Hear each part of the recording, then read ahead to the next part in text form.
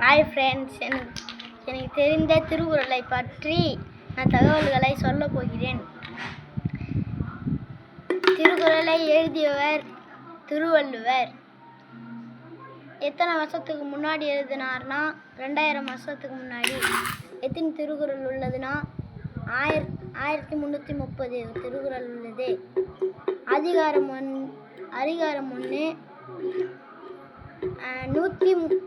133 அதிகாரம். பிரிவுகள் எத்தனை பிரிவுகள்னா 3 பிரிவுகள். அறம், பொருள், இன்பம். இப்போ எனக்கு தெரிந்த கடவுள் வாழ்த்து திருக்குறளை பற்றி சொல்ல போகின்றேன். நகர முதல எழுத்தெல்லாம் ஆதி பகவன் முதற்றே உலகு கற்றதனால் ஆய பயனன்கொள் வாளறிவான் நற்றால் தொழாரின் மலர்மிசை எகினான் மானடி சேர்ந்தார் நிலைமிசர் நீடு வாழ்வர்.